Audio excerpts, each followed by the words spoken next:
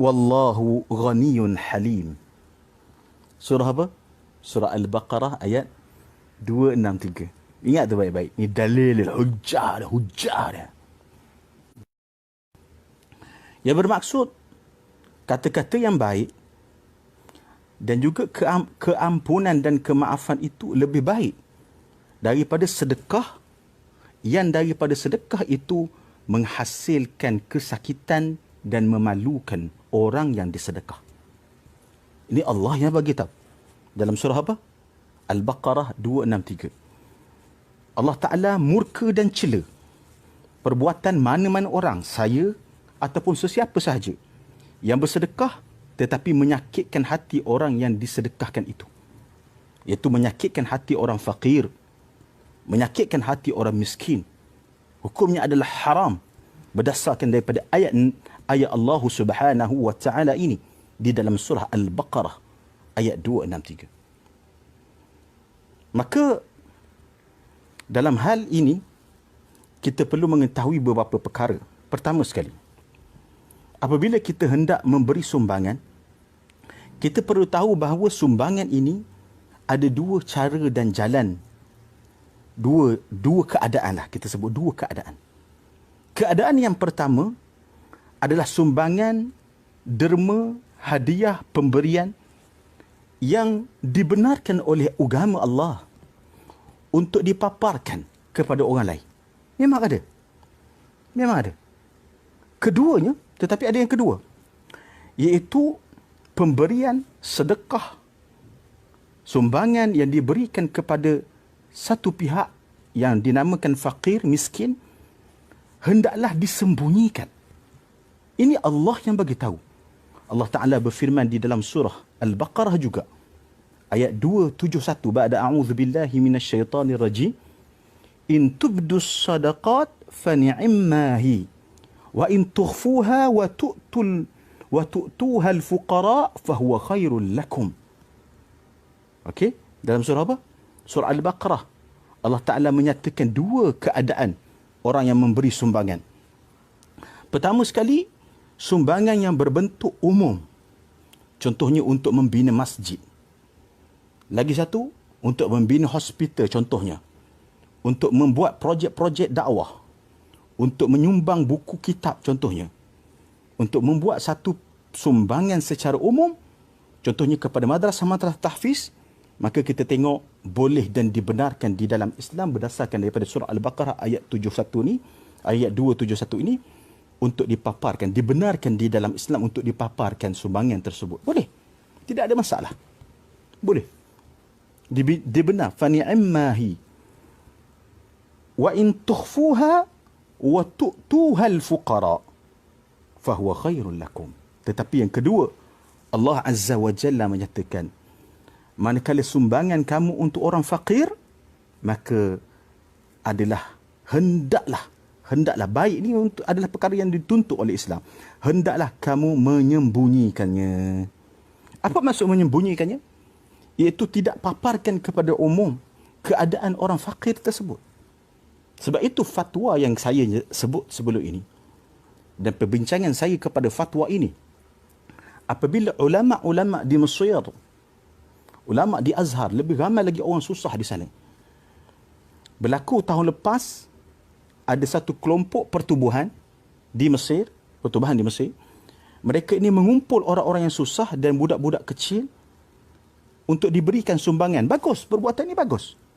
Tetapi mereka menangkap gambar lalu menjadikan video dan gambar itu memalukan orang fakir dan miskin tersebut dan menjatuhkan maruah keluarga dia. Keluarga orang fakir miskin itu menyatukan maruah.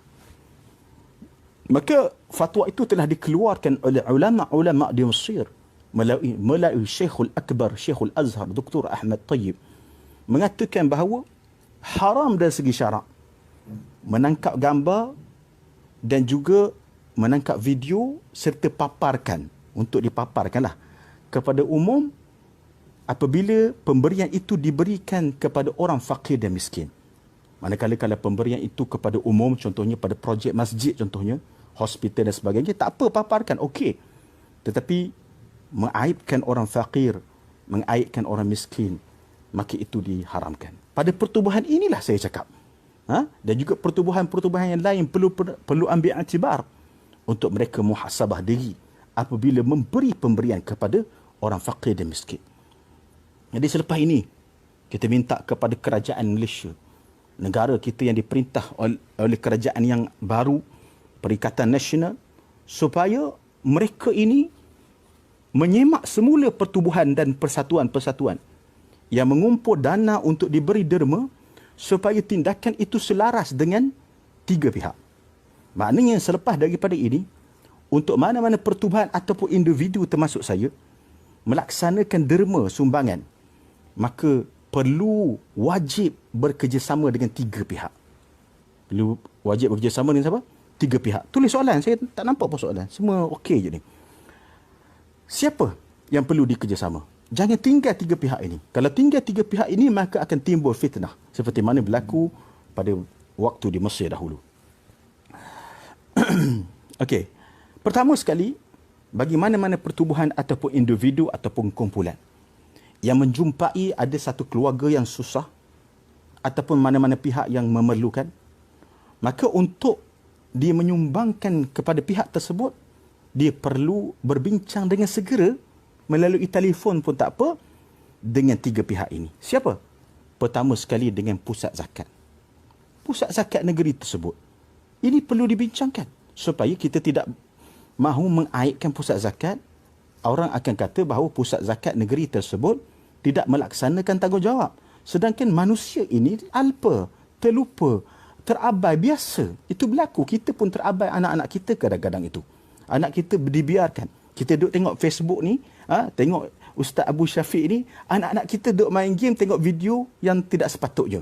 Kita tak tahu. Kita terabai biasa. Maka pertama sekali mesti mana-mana pertubuhan, mana-mana pihak, mana-mana kumpulan yang hendak melaksanakan derma kepada keluarga yang susah, orang fakir dan miskin, maka perlu untuk bekerjasama mula-mula sekali dengan lembaga zakat negeri tersebut, pusat zakat negeri. Itu mesti tulis benda ni, pusat zakat. Itu cara dia supaya tidak berlaku fitnah selepas daripada itu. Fitnah ini besar dosanya. Fitnah ini boleh membawa kepada benda yang sangat buruk. Sebab itu kita kena bekerjasama. Wa ta'awanu 'alal birri wat taqwa wa la ta'awanu 'alal ismi wal 'udwan. Tolong-menolonglah pada perkara kebaikan dan ketakwaan, dan jangan kamu tolong-menolong pada perkara yang menyebabkan apa? Permusuhan dan dosa. Dosa dan permusuhan. Dah jadi musuh. Orang musuh dengan pusat zakat. Orang marah pada pusat zakat, kata pusat zakat tak buat laksanakan tugas. Sebab itu mana-mana pihak, termasuk saya sendiri, mana-mana individu, mana-mana pertubuhan, mana-mana kumpulan, mana-mana yayasan sekalipun, untuk membuat derma perlu lalui tiga perkara ini. Yang pertama dengan pusat zakat. Bincang elok-elok. Kata kami jumpa satu keluarga ni memang susah sangat. Jadi kami nak bagi sumbangan. Boleh tak pihak pusat zakat sekali dengan kami, kalau ada balance duit zakat tu boleh kita sertai sekali. Saya ada